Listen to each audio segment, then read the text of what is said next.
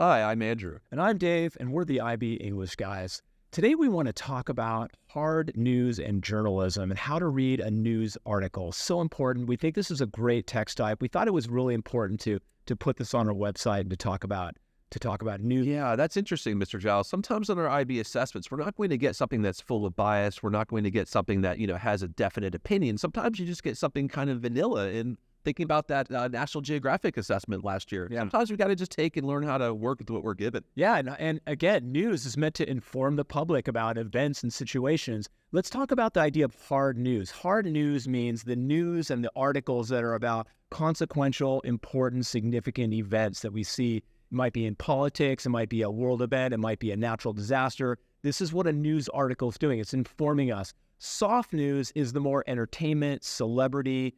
These are soft news, lifestyle. And just like any other text type, a hard news article does have specific conventions, does have specific attributes. And if you can look for these and understand what to write about, you can be very successful with this text type. Yeah. Mr. Giles, when I look, it's assessment day, I'm looking at a hard news article.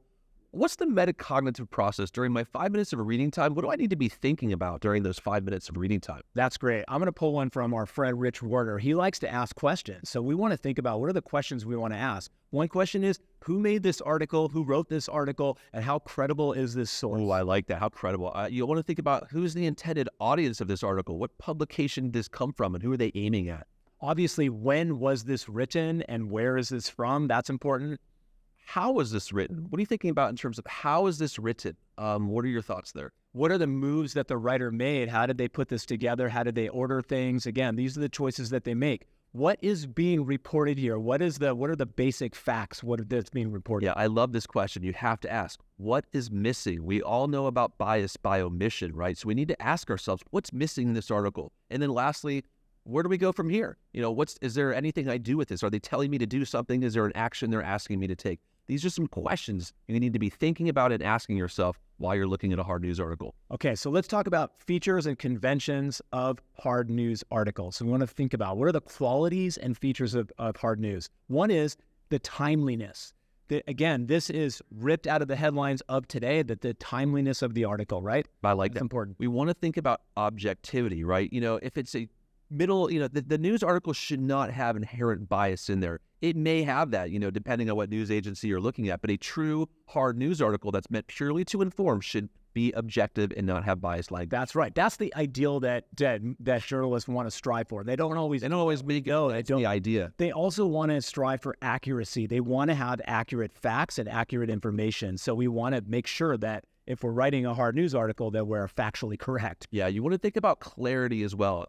Very precise word choice. Writers are under a hard word count. So we're thinking about the specific diction that's been incorporated and why they've chosen those words. Okay, some of the technical features. We know that a hard news article has a headline. The headline should be informative. It should be accurate, and it should reflect the content of the actual article itself. Yeah. So headlines tell a lot. And then once you get past the headline, you're going to have the lead. And that's where you're going to find your 5 W questions, the who, what, when, where, why, how of news stories. That's typically loaded up structurally in the first paragraph. That's right. And that leads to the next feature, which is this inverted pyramid. What that means is that the most significant facts and information is presented at the beginning, and then the less significant facts and the more detailed is as towards the end. You know why that's at the end, Mr. Giles? Because most people never make it to the end. That's right. We skim and we scan articles all the time. We think about attribution as well. You're going to find a wide range of quoted material in there, and who are we attributing those quotes to? Who are these people? Are they credible?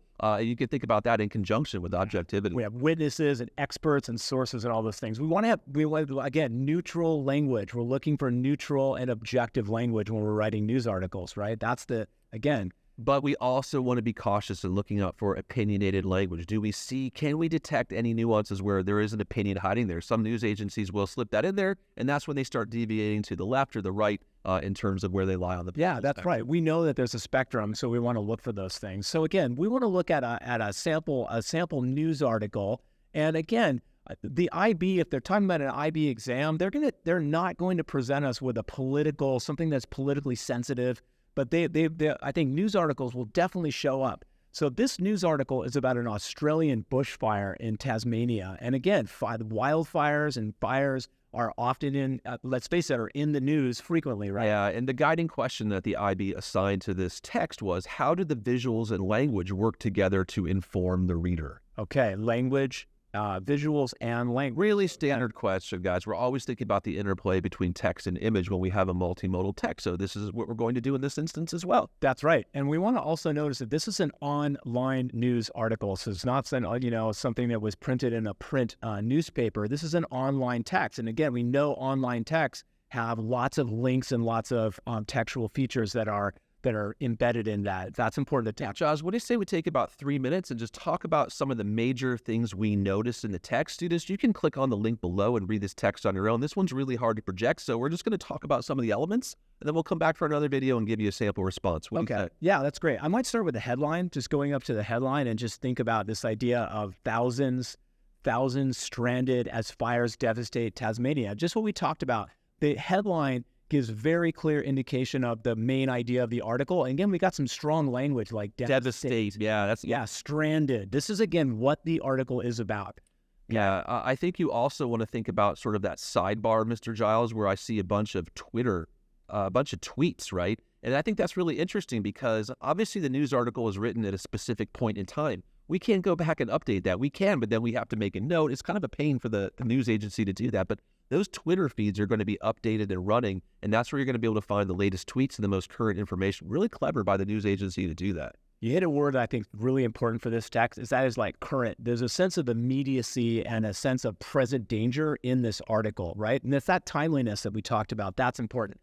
Another visual that I think is important to note, and again, this is part of the online nature, is that there's a photo gallery. It's not just one photograph. Mr. Giles, there's 61 photos in this photo gallery. Why 61 photos? They want to capture, again, how widespread this fire is and to really just inform the reader about the different features of the fire. And the one that they've actually featured, right? I mean, you would want to talk about the composition of that, the oppressive nature of the smoke, the bright fire. Like, I would be really talking about this key visual and what that does emotionally for the reader. Yeah, there's another visual, is that cutout map of Tasmania, the whole map of Tasmania, where the map is then highlighted to show us where in Tasmania the fire is. That's informing the viewer. But we also have the second map. Yeah, I like the Google map a lot, right? We're all using Google technology, Google Maps in our daily lives. And for me, when I see those pins inserted in there, that makes me want to click on that pin. I can get the coordinates. If I'm going to travel in Tasmania, I can purposely avoid that. I think the Google map is critical because it makes the text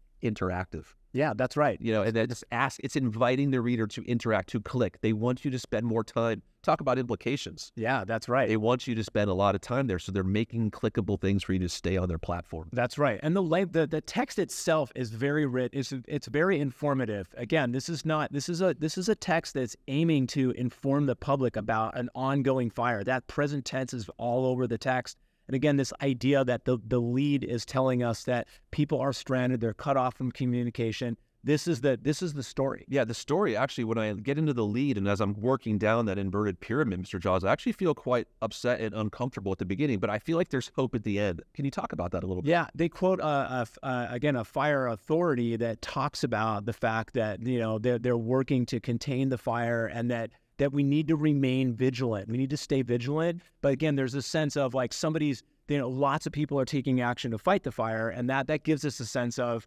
but there is a sense of urgency, and this out of control fire is a worry. So they want to inform the public, like, be careful and watch where you are. In terms of writing, you want to look at those sources as well. You want to think about who are these quotes attributed to? Are they reliable? What kind of language did they use? I want to write about those quotes as well and think about the impact on the audience. Yeah. What else are you going to write about, Mr. Jaws, before we go to that answer?